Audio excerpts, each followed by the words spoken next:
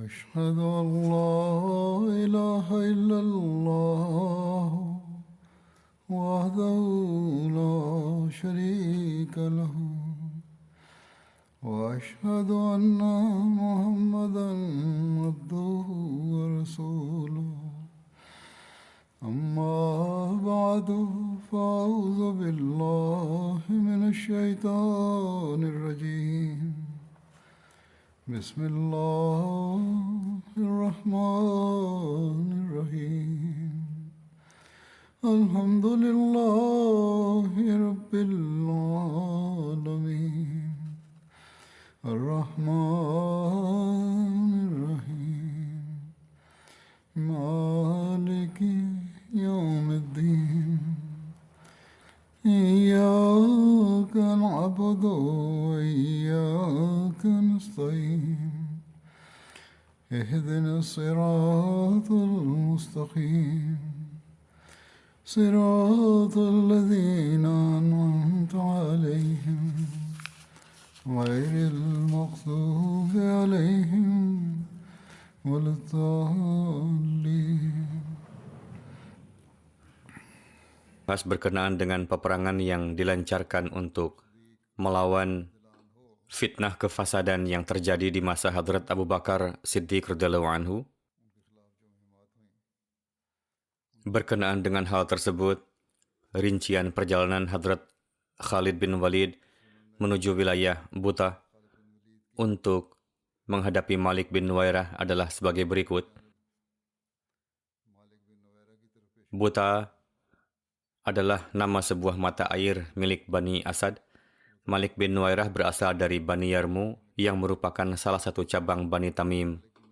Pada 9 Hijriah, ia datang bersama kaumnya ke Madinah dan menerima Islam. Malik bin Nuwairah adalah salah seorang di antara para pemimpin kaumnya. Ia adalah salah satu kesatria dan penunggang kuda yang masyhur di Arab. Hadrat Rasulullah SAW menugaskannya untuk memungut dan mengumpulkan zakat dari kabilahnya dan menetapkannya sebagai amil zakat. Namun ketika Hadrat Rasulullah SAW wafat dan gelombang kemurtadan serta pemberontakan bangkit di Arab, Malik bin Nuwairah pun termasuk di antara orang-orang yang murtad. Ketika kabar kewafatan Hadrat Rasulullah SAW sampai kepadanya, ia merayakannya dengan penuh sukacita dan kebahagiaan. Para wanita di rumahnya memakai henna, membunyikan tetabuhan, dan meluapkan kegembiraan dan kebahagiaan yang luar biasa, serta membunuh orang-orang Muslim dari suku mereka yang meyakini kewajiban zakat dan mengirimkannya ke pusat umat Islam, yakni Madinah. Alhasil, hal ini juga hendaknya diingat bahwa setiap orang yang kepadanya diberikan hukuman atau dilakukan tindakan keras, ia telah berusaha untuk mendatangkan kerugian pada umat Islam. Bukan hanya karena mereka telah murtad.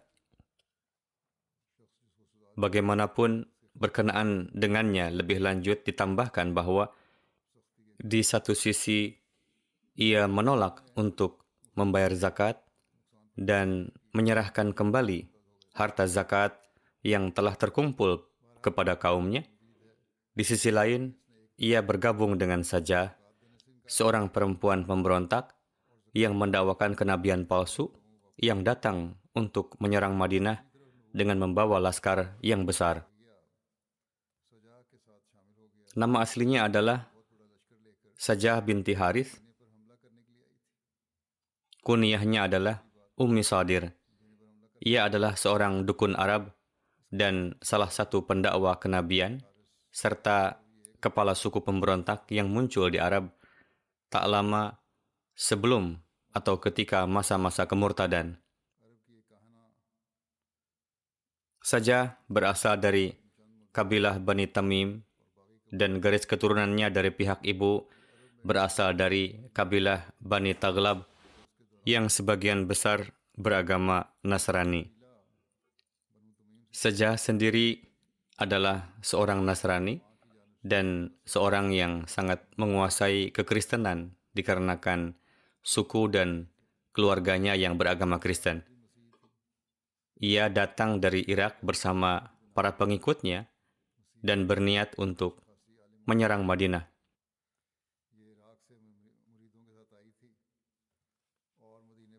Sebagian sejarawan berpendapat bahwa Sajah masuk ke Arab di bawah konspirasi orang-orang Iran supaya ia dapat memantau situasi dan kejatuhan kekuasaan pemerintahan Iran dapat diatasi. Singkatnya, terinspirasi oleh faktor-faktor ini, Sajah memasuki Arab. Adalah hal yang wajar bahwa pertama-tama ia mendatangi kaumnya, Bani Tamim. Di kabilah ini ada sekelompok orang yang bersedia untuk membayar zakat dan mentaati Khalifah Rasulullah Sallallahu Alaihi Wasallam. Namun pihak yang kedua menentang hal tersebut. Ada juga pihak ketiga yang tidak paham apa yang harus dilakukan dan apa yang tidak seharusnya dilakukan. Perselisihan ini sedemikian rupa meruncing sehingga mulai terjadi pertengkaran, perkelahian, dan peperangan di antara mereka. Sementara itu, kabilah-kabilah tersebut mendengar kabar kedatangan Sajah, dan mereka juga mengetahui bahwa Sajah berniat untuk pergi ke Madinah dan berperang dengan pasukan Hadrat Abu Bakar radhiyallahu anhu. Kemudian pertikaian itu menjadi semakin meluas. Sajah melangkah maju dengan niat bahwa ia bersama pasukannya akan datang secara tiba-tiba kepada Bani Tamim dan mengumumkan kenabiannya. Kemudian akan mengajak mereka untuk beriman kepadanya. Seluruh kabilah akan sepakat untuk bergabung dengannya, dan seperti halnya Uyainah, Bani Tamim pun mulai mengatakan bahwa Nabi dari Bani Yarbu lebih baik daripada Nabi dari Quraisy karena Muhammad telah wafat, sedangkan Sajah masih hidup. Setelah itu, ia akan berangkat ke Madinah dengan membawa serta Bani Tamim. Ini adalah rencananya, dan setelah menghadapi laskar Hadrat Abu Bakar dan meraih kemenangan, ia akan menguasai Madinah. Singkatnya, Sajah dan Malik bin Nuwairah juga telah saling menjalin hubungan satu sama lain. Ketika Sajah bersama pasukannya sampai di perbatasan Bani Yarbu, ia lalu bermukim di sana dan memanggil Malik bin Nuwairah sebagai kepala suku dan mengajaknya untuk berkompromi serta melakukan perjalanan bersamanya dengan tujuan untuk menyerang Madinah. Malik menyetujui ajakan untuk berkompromi, namun ia memberi saran kepadanya supaya menghentikan niatan untuk menyerang Madinah dan mengatakan bahwa lebih baik melenyapkan musuh satu suku terlebih dahulu daripada datang ke Madinah dan melawan pasukan Abu Bakar. Sajah menyukai saran Malik dan mengatakan, "Terserah padamu. Aku adalah seorang wanita dari Bani Yarbu. Aku akan melakukan apa yang engkau katakan." Selain Malik, Sajah juga mengajak para pemimpin Bani Tamim lainnya untuk berkompromi. Namun, selain Waqi, tidak ada seorang pun yang menerima ajakannya. Oleh karena itu, Sajah beserta Malik dan Waqi, serta pasukannya sendiri, menyerang para pemimpin Banu Tamim lainnya. Terjadilah pertempuran sengit yang menewaskan begitu banyak orang dan orang-orang dari satu kabilah yang sama saling menangkap tawanan satu sama lain. Namun tidak berapa lama, kemudian Malik dan Waqi menyadari bahwa mereka telah melakukan kesalahan besar dengan mengikuti wanita tersebut. Oleh karena itu, mereka berkompromi dengan para pemimpin lainnya dan saling mengembalikan tawanan satu sama lain. Dengan demikian, perdamaian tegak kembali di kalangan Bani Tamim. Ketika Sajah melihat bahwa tujuan kedatangannya itu sulit untuk terpenuhi, maka ia berkemas dari Bani Tamim dan berangkat ke arah Madinah. Sesampainya di Nibah, ia berhadapan dengan Aus bin Khuzaimah. Dalam pertempuran tersebut, Sajah mengalami kekalahan, dan Aus bin Khuzaimah membiarkannya pulang kembali dengan syarat ia harus membulatkan tekad untuk tidak melangkah maju ke Madinah. Setelah peristiwa tersebut, para pemimpin pasukan penduduk kepulauan berkumpul di satu tempat dan mereka mengatakan kepada Sajah, "Sekarang apa perintah Anda kepada kami?" Malik dan Waqi telah berdamai dengan kaumnya. Mereka tidak akan bersedia membantu kita dan tidak juga akan membiarkan kita melewati daerah mereka. Kita juga telah melakukan perjanjian dengan orang-orang tersebut dan jalan kita untuk pergi ke Madinah telah tertutup. Sekarang katakanlah, apa yang harus kami lakukan? Sajah menjawab, jika jalan menuju Madinah telah tertutup, maka tidak perlu khawatir. Pergilah ke Yamamah. Mereka mengatakan, penduduk Yamamah lebih unggul dari kami dalam hal kekuatan dan kekuatan Musailamah telah sangat besar. Terdapat juga satu riwayat lain bahwa ketika para pemimpin pasukannya bertanya kepada Sajah mengenai langkah selanjutnya, maka ia menjawab, Alaikum bil Yamamah wadufu dafifal hamamah fa innaha ghazwatan saramah la yalhaqukum ba'da malamah. Yakni, pergilah ke Yamamah, sambarlah mereka dengan cepat layaknya merpati. Di sana akan terjadi suatu pertempuran yang sengit, yang setelahnya kalian tidak akan pernah merasakan penyesalan. Setelah mendengar bait-bait sajak ini, pasukannya beranggapan bahwa telah turun wahyu kepadanya karena ia adalah seorang nabi. Bagi mereka, tidak ada pilihan selain mematuhi perintahnya. Ketika saja bersama pasukannya tiba di Yamamah, maka Musailamah merasa sangat khawatir.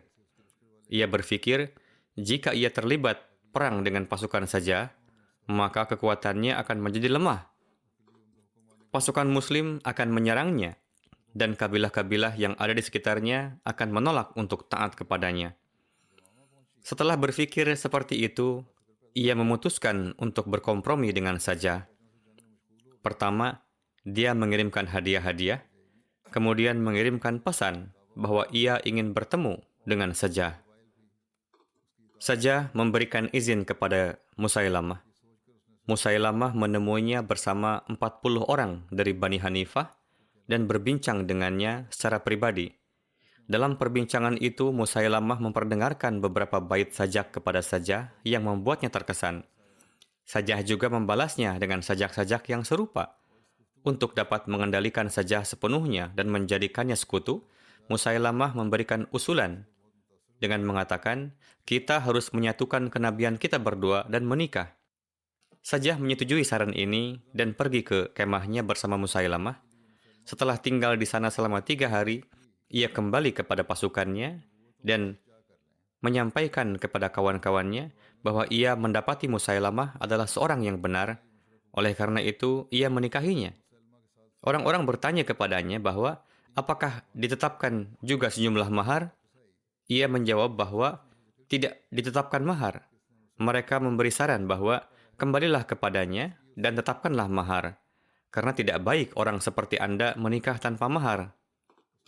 Oleh karena itu, ia kembali kepada Musailamah dan menyampaikan maksud kedatangannya. Berkenaan dengan mahar, Musailamah kemudian memberikan keringanan dalam hal salat Isya dan subuh demi Sajah. Yakni, ia mengurangi dan menggugurkan salat Isya dan subuh. Singkatnya, berkenaan dengan mahar, tercapai keputusan bahwa Musailamah akan mengirimkan setengah pendapatan dari tanah Yamamah kepada Sajah.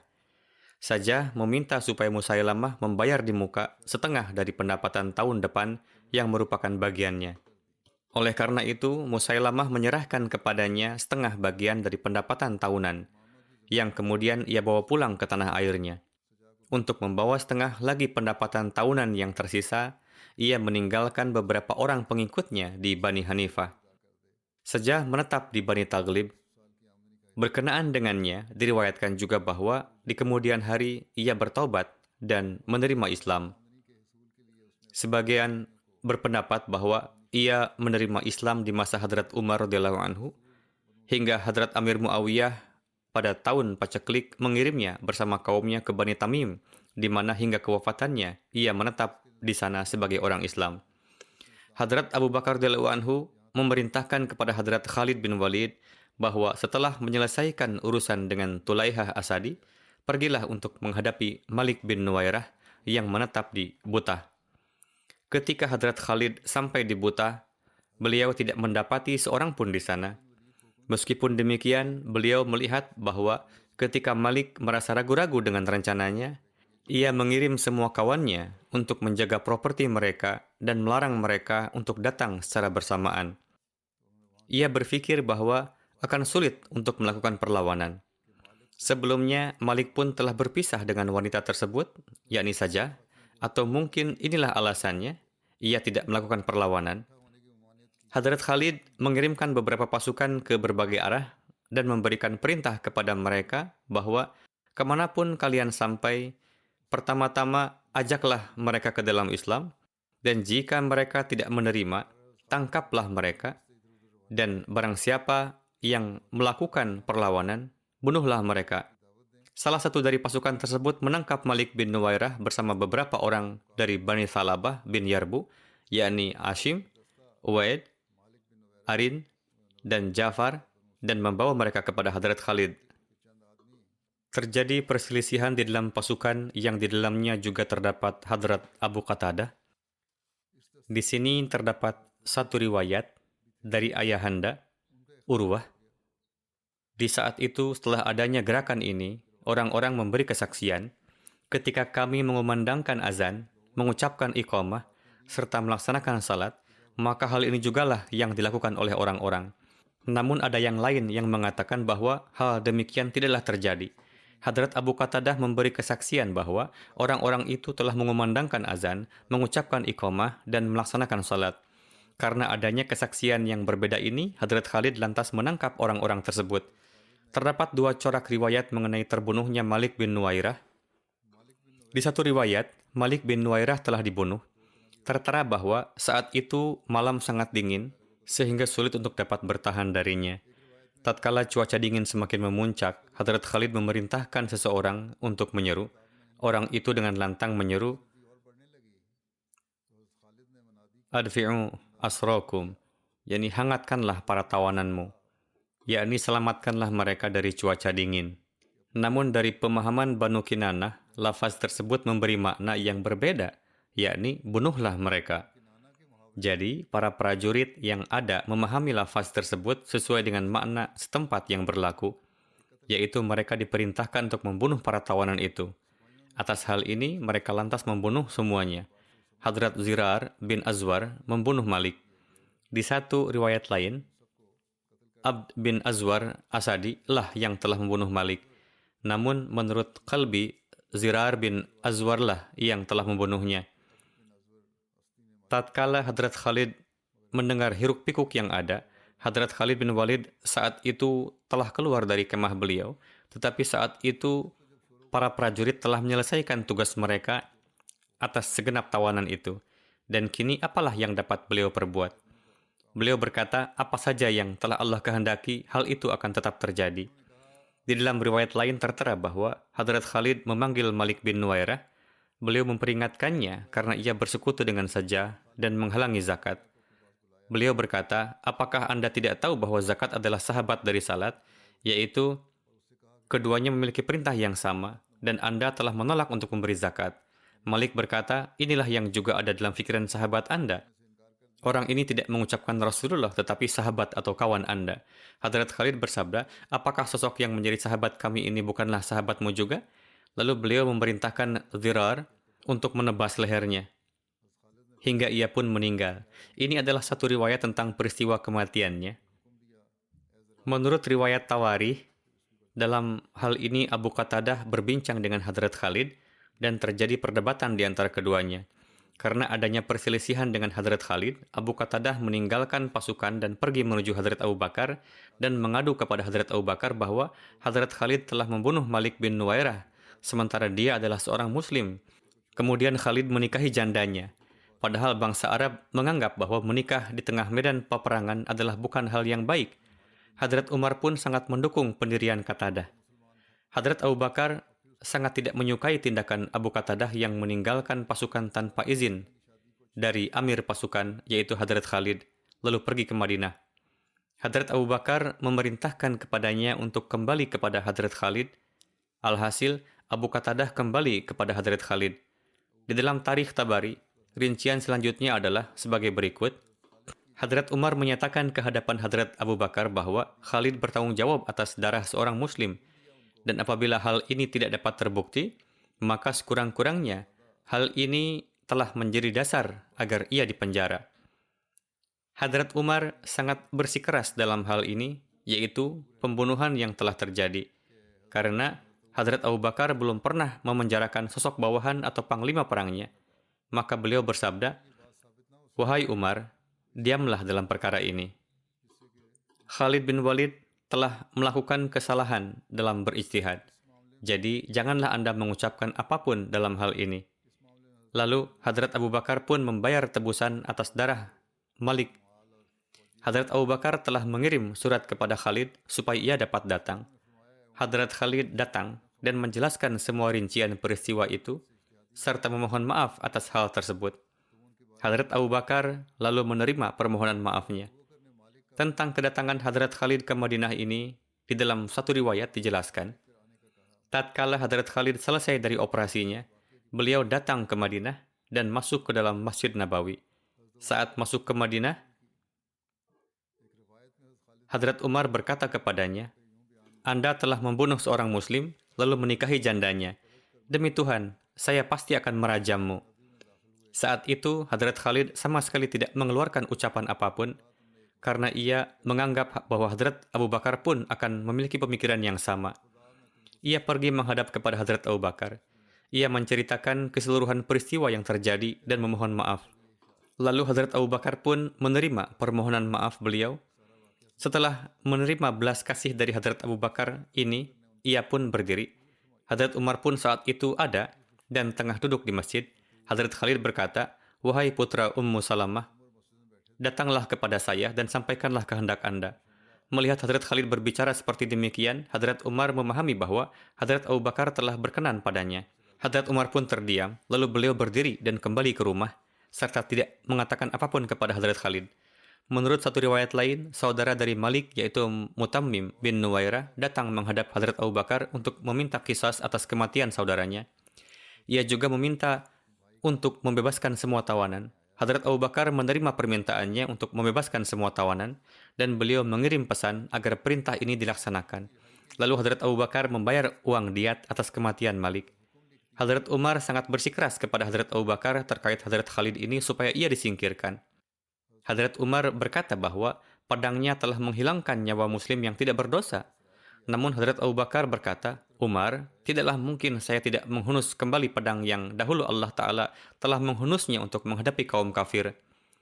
Tatkala kewajiban diat telah dibayarkan, maka sesuai syariat, keadilan telah ditegakkan, dan tidak ada lagi hal lain yang harus dilakukan." Maka dari itulah Hadrat Abu Bakar bersabda, "Kini sudahlah membahas perkara ini." Terkait hal ini, yaitu tuduhan pembunuhan terhadap Malik bin Nuwairah, Hadrat Shah Abdul Aziz Dehlawi menulis jawabannya di dalam buku beliau yaitu Tuhfah Itsna Asyariyah. Pada dasarnya, orang-orang tidak memberikan penjelasan yang benar atas peristiwa yang telah terjadi, dan selama keadaan yang sebenarnya tidak diketahui, maka selama itu pula terus muncul keberatan yang bertolak dengan kenyataan. Dari buku-buku sejarah yang terpercaya, rincian peristiwa ini adalah sebagai berikut. Ketika Hadrat Khalid selesai menjalankan tugas menanggulangi Tulaihah bin Khuwailid yang mengaku sebagai nabi, dan beliau bergerak menuju ke daerah Butah, maka beliau memberangkatkan beberapa kelompok pasukan menuju berbagai daerah di sekitarnya. Hadrat Khalid sesuai dengan petunjuk dan sunnah Rasul Karim Sallallahu Alaihi Wasallam memberikan petunjuk kepada pasukannya bahwa siapa saja kaum, kabilah atau kelompok yang mereka temui, jika suara azan terdengar di sana, maka janganlah menyerang dan menghabisi mereka. Jika tidak terdapat suara azan, maka anggaplah itu sebagai darul harb, yakni medan perang, dan hadapilah mereka dengan kekuatan sepenuhnya. Secara kebetulan, di pasukan tersebut terdapat juga sosok Abu Qatadah Ansari yang menangkap Malik lalu membawanya kepada Hadrat Khalid. Ia sebelumnya mendapat kedudukan dari Nabi Karim Sallallahu Alaihi Wasallam sebagai pemimpin di But'ah. Ia pun ditugaskan untuk mengumpulkan sedekah-sedekah dari daerah-daerah sekitarnya. Hadrat Abu Qatadah bersaksi bahwa ia telah mendengar azan, namun segolongan dari pasukannya berkata bahwa mereka tidak mendengar suara azan. Meski demikian, sebelumnya dari berbagai sumber terpercaya yang bermukim di beberapa daerah sekitar, secara pasti dan terbukti telah diketahui bahwa setelah mendengar kabar kewafatan Nabi Karim Sallallahu Alaihi Wasallam, keluarga Malik bin Nuwairah merayakan pesta dengan sangat meriah. Para wanita mereka saat itu menghias diri dengan mehendi, membunyikan gendang, dan memperlihatkan kegembiraan dan kesenangan yang sangat besar. Mereka senang dengan musibah yang menimpa kaum muslim ini. Lalu hal lainnya adalah tatkala berlangsung soal dan jawab bersama Malik bin Nuwairah, dari mulutnya keluar suara lafaz tentang huzur sallallahu alaihi wasallam, di mana lafaz tersebut biasa diucapkan oleh orang-orang kafir dan murtad di dalam percakapan-percakapan mereka, yakni qala rajulukum aw sahibukum, yakni orangmu atau sahabatmu telah mengatakannya. Selain itu, hal ini pun telah nyata dengan jelas bahwa setelah mendengar berita kewafatan hadrat Rasulullah SAW, Malik bin Nuwairah mengembalikan kembali harta sedekah yang telah terkumpul kepada kaumnya, dan ia berkata kepada kaumnya, alangkah baiknya, dengan kematian orang ini, kini kalian semua telah terbebas dari musibah. Dari keadaan-keadaan dan cara berbicaranya, maka Hadrat Khalid pun menjadi yakin akan keadaannya yang telah murtad. Lalu beliau pun memerintahkan untuk membunuhnya. Lalu tatkala Madinah mendengar perihal peristiwa ini, maka Abu Qatadah pun menjadi marah kepada beliau dan ia pergi ke ibu kota khilafat yaitu Madinah dan menyatakan bahwa Hadrat Khalid telah bersalah.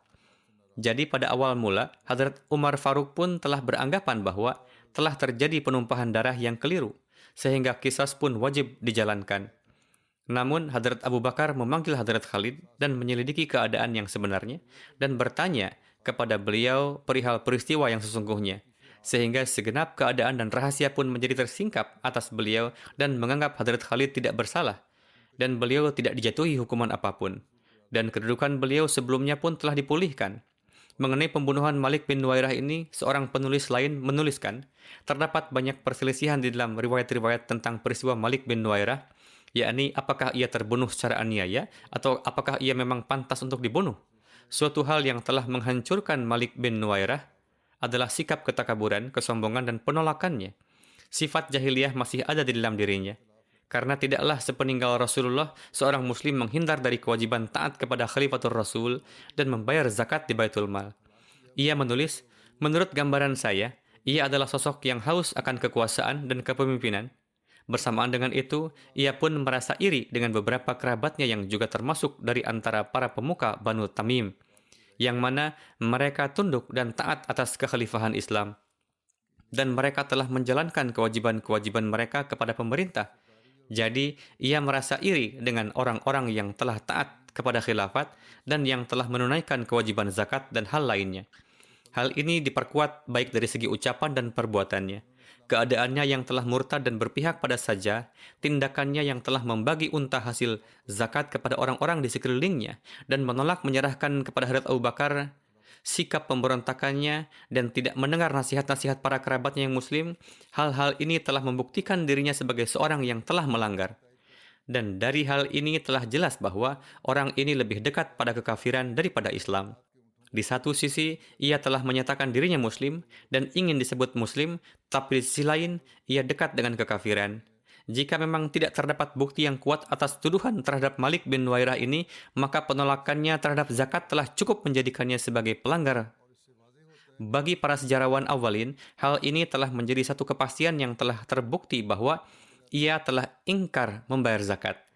Di dalam Tabaqatil Fukhul Syu'ara, karya Ibnu Abdus Salam tertera, telah menjadi kesepakatan bahwa Hadrat Khalid telah berbincang dengan Malik.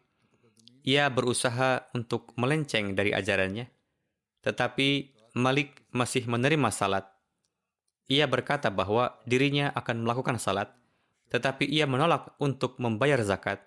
Di dalam syarah Sahih Muslim, terkait orang-orang murtad ini, Imam Nawawi bersabda, dalam hal ini, saat itu terdapat juga orang-orang di mana mereka tetap menerima anjuran zakat dan tidak berhenti membayarnya. Tetapi para pemimpin mereka menahan mereka dari mengamalkannya. Beberapa orang menghendaki untuk membayar zakat, karena zakat pun telah diwajibkan seperti halnya salat, tetapi para pemimpin mereka menghalangi mereka dan menahan tangan mereka sebagaimana Bani Yarbu. Mereka telah mengumpulkan zakatnya dan ingin menyerahkannya kepada Abu Bakar, namun Malik bin Nuwairah melarangnya dan membagikan kembali zakat itu kepada orang-orang. Hadrat Abu Bakar telah melakukan penyelidikan sepenuhnya mengenai Malik bin Nuwairah dan sampai pada kesimpulan bahwa Khalid bin Walid bersih dari tuduhan pembunuhan Malik bin Nuwairah.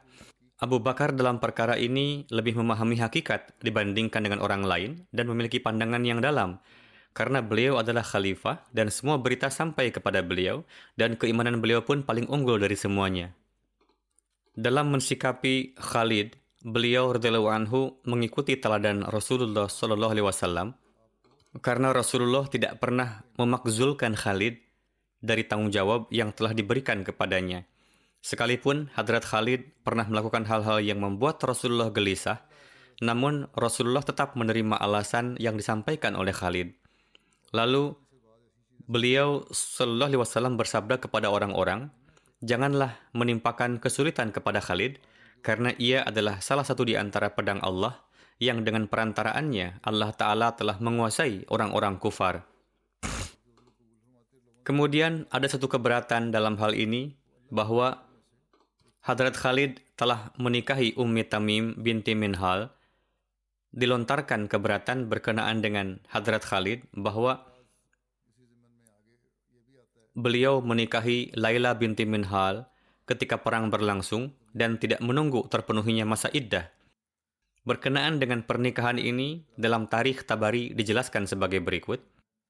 Hadrat Khalid telah menikah dengan putrinya Ummi Tamim Minhal dan meninggalkannya untuk memenuhi masa tuhur atau suci, karena bangsa Arab menganggap hubungan dengan wanita ketika perang sebagai sesuatu yang tidak baik. Seseorang akan dicibir jika melakukannya. Allamah Ibnu Katsir menulis, setelah Laila binti Minhal statusnya menjadi halal, Hadrat Khalid menikahinya. Allamah Ibnu Khalqan menulis, Ummi Tamim telah memenuhi masa iddah selama 3 bulan. Kemudian Hadrat Khalid menyampaikan pesan nikah padanya dan ia menerimanya. Dalam menjawab keberatan tersebut, Hadrat Shah Abdul Aziz Dehlwi menulis, sebenarnya ini merupakan kisah yang diada-adakan karena tidak ditemukan riwayatnya dalam suatu kitab yang mustanad dan mu'tabar. Dalam beberapa kitab yang tidak dapat dipercaya terdapat riwayat dan jawabannya pun terdapat dalam riwayat-riwayat tersebut bahwa Malik bin Nuwairah telah mentalak wanita tersebut sejak lama. Dikatakan bahwa wanita itu adalah istri dari Malik bin Nuwairah. Khalid telah membunuh Malik kemudian langsung menikahi jandanya. Jadi yang menjadi motif dari pembunuhan itu adalah ingin menikahi jandanya. Padahal Malik bin Nuwairah telah menceraikan wanita itu sudah sejak lama. Namun disebabkan kebodohannya, Malik tetap tinggal bersamanya di rumahnya. Untuk menghapus tradisi jahiliyah tersebut, turun ayat Quran Majid berikut yang berbunyi, Wa idza tallaqtumun nisaa fabalagna ajalahunna fala ta'dhuluhunna.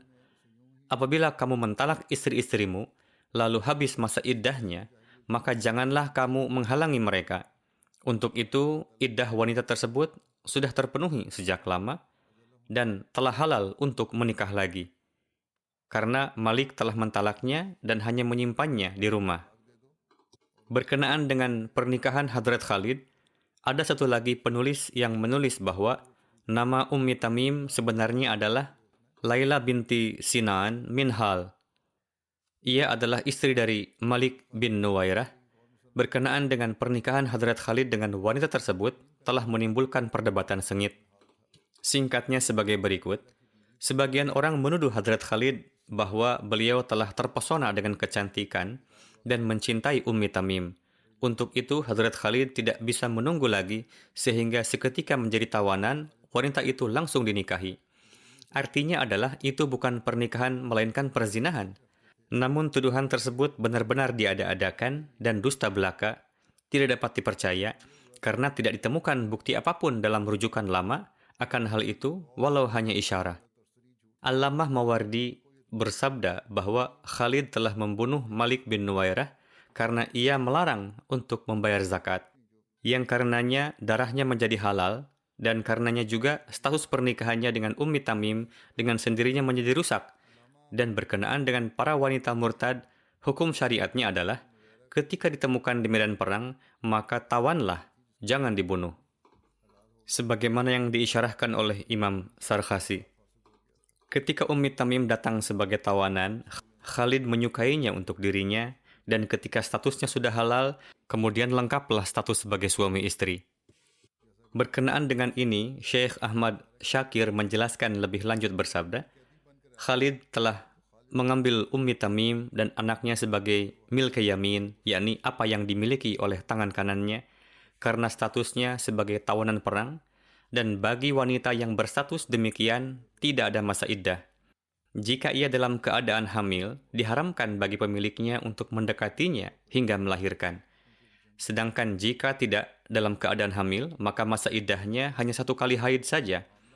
Ini adalah diperbolehkan dan tidak ada celah untuk menuduhnya. Namun, para penentang dan musuh Khalid menganggapnya sebagai kesempatan emas. Mereka terlibat dalam tuduhan batil yang menyatakan bahwa Khalid telah membunuh Malik bin Nuwairah yang merupakan muslim demi untuk mendapatkan jandanya. Begitu juga dilontarkan tuduhan kepada Khalid bahwa disebabkan oleh pernikahan tersebut, beliau telah melanggar tradisi kebiasaan bangsa Arab. Sebagaimana segelintir orang mengatakan bahwa dengan membunuh Malik bin Nuwairah lalu menikahi istrinya di medan perang yang mana bertentangan dengan tradisi Arab baik pada masa jahiliyah maupun Islam. Demikian pula melanggar tradisi Muslim dan syariat Islam. Ucapan segelintir orang tersebut sama sekali jauh dari kebenaran, karena sebelum datangnya Islam, di kalangan bangsa Arab sering sekali terjadi hal serupa, yakni setelah mendapatkan kemenangan di atas musuh dalam peperangan, biasa menikahi para wanitanya, dan hal itu merupakan kebanggaan tersendiri. Dr. Ali Muhammad Salabi menulis berkenaan dengan hal ini, yakni jika dilihat dari sudut pandang syariat, Khalid melakukan satu perbuatan yang jaiz, dan untuk itu telah ditempuh cara yang legal berdasarkan syariat. Bahkan amalan tersebut terbukti pernah dilakukan oleh wujud yang lebih afdol dari Khalid. Jika dilontarkan keberatan kepada Khalid bahwa beliau menikah ketika perang atau langsung setelahnya, maka Rasulullah pun menikahi Juwairiyah binti Haris langsung pasca perang Muraisi, dan apa yang beliau lakukan itu terbukti sangat berberkat bagi kaum, yakni disebabkan oleh pernikahan tersebut, 100 orang keluarga istri beliau dibebaskan karena telah menjadi bagian dari kerabat pihak mertua Rasulullah, dan di antara sekian banyak manfaat pernikahan tersebut, salah satunya adalah ayah istri beliau bernama Muhammad bin Dirar masuk Islam. Demikian pula, segera setelah selesai perang Khaybar, Rasulullah menikahi Safiyah binti Huy binti Akhtab. Sebagaimana terdapat contoh amalan Rasulullah dalam hal ini, berarti tidak ada dasarnya jika ada orang yang melontarkan keberatan dan cacian terhadap Hadrat Khalid bin Walid. Untuk itu, saya sampaikan hal ini secara rinci karena sebagian orang yang tidak faham menyampaikan pertanyaan, dan sebenarnya mereka melontarkan keberatan kepada Hadrat Abu Bakar radhiyallahu anhu bahwa Hadrat Umar berada di pihak yang benar dalam hal ini. Sedangkan Hadrat Abu Bakar telah bersikap tidak adil, na'udzubillah, dan telah mendukung Hadrat Khalid bin Walid dalam corak yang tidak benar. Setelah memperhatikan semua hal ini secara detail, Hadrat Abu Bakar mengambil keputusan dan membebaskan Hadrat Khalid dari segala tuduhan ini. Berkenaan dengan keberangkatan Hadrat Khalid ke Yamamah, diriwayatkan bahwa Hadrat Abu Bakar memerintahkan Hadrat Khalid bin Walid dengan mengatakan, setelah selesai menghadapi kabilah Asad, Ghatfan, Malik bin Nuwairah, dan lain-lain, berangkatlah ke Yamamah, dan beliau sangat menekankan misi tersebut. Syarik bin Afzah Fazari meriwayatkan, saya termasuk di antara orang-orang yang ikut pada perang Buzakhah yang hadir menemui Hadrat Abu Bakar. Beliau radhiyallahu anhu mengirim saya untuk menemui Hadrat Khalid. Hadrat Abu Bakar mengirimkan sepucuk surat di tangan saya untuk Hadrat Khalid. Di dalam surat tersebut tertulis, Amma ba'du, saya telah menerima surat dari Anda melalui kurir Anda. Dalam surat tersebut, Anda menyebutkan perihal kemenangan pertolongan dari Allah Ta'ala dalam perang Buzakhah dan misi dalam menghadapi kabilah Asad dan Ghatfan. Anda menulis, saya tengah menuju ke Yamamah. Nasihat saya untuk Anda adalah, bertakwalah kepada Allah wahdahu la syarikalah. Perlakukanlah dengan lembut umat muslim yang ada bersama Anda. Bersikaplah seperti ayah kepada mereka. Wahai Khalid, waspadalah dengan ketakaburan dan kecongkakan Bani Mughirah. Saya tidak mempercayai keluhan mereka berkenaan denganmu. Padahal saya tidak pernah membantahnya. Untuk itu, ketika Anda berangkat untuk menghadapi Banu Hanifah, waspadalah. Ingatlah bahwa hingga saat ini tidak pernah yang berhadapan denganmu seperti halnya Banu Hanifah. Mereka semua menentangmu dan negerinya sangat luas. Untuk itu, ketika tiba di sana, maka aturlah sendiri komando laskar. Tetapkanlah seorang di bagian kanan, seorang di bagian kiri, dan seorang untuk pasukan berkuda. Mintalah saran bergantian dari para sahabat besar, Muhajirin dan Ansar yang ada bersamamu. Kenalilah keutamaan dan makom mereka. Ketika musuh sudah bersiap di medan perang dengan persiapan penuh, maka gempurlah. Lawanlah panah dengan panah, tombak dengan tombak, dan pedang dengan pedang. Bunuhlah musuh yang dapat dikuasai. Ciptakanlah rasa ciut di kalangan mereka dengan gempuran. Hukumlah mereka dengan dibakar, jangan sampai melanggar perintahku. Wassalamualaikum. Ketika Khalid mendapatkan surat tersebut, beliau membacanya dan berkata, "Kami telah mendengarnya dan kami akan mematuhi sepenuhnya." Khalid mempersiapkan umat muslim bersamanya, lalu berangkat untuk berperang dengan Banu Hanifah, yakni pihak yang dipimpin oleh Musailamah Al-Kadzab. Thabit bin Qais bin Syammas ditetapkan sebagai amir bagi Ansar. Mereka pun menghukum siapa saja orang murtad yang terlewati dalam perjalanan sebagai pelajaran. Di sisi lain, Hadrat Abu Bakar mengutus pasukan yang bersenjata lengkap dalam jumlah besar untuk melindungi Khalid dari arah belakang, supaya tidak ada yang menyerang laskar Khalid dari arah belakang. Pasukan Hadrat Khalid melewati jalan Yamamah, di mana dijumpai banyak sekali kabilah Badu yang telah murtad. Mereka diperangi dan dikembalikan lagi kepada Islam. Di jalan berjumpa dengan pasukan saja yang tersisa, lalu membunuhi mereka sebagai pelajaran. Kemudian menyerang Yamamah. Akan disampaikan lebih lanjut perihal perang Yamamah pada waktu yang akan datang, insyaallah ta'ala.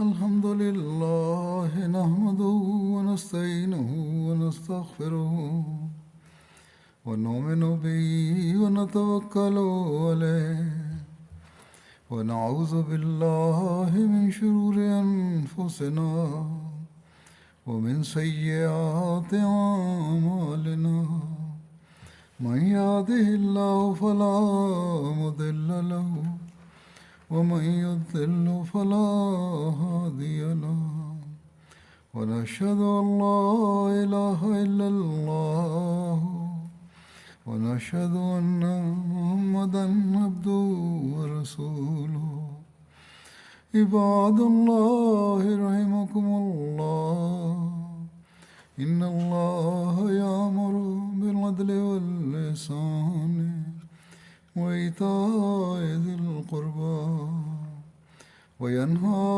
عن الفحشاء والمنكر والبغي يعظكم لعلكم تذكرون اذكروا الله يذكركم وادعوه يستجب لكم ولذكر الله أكبر.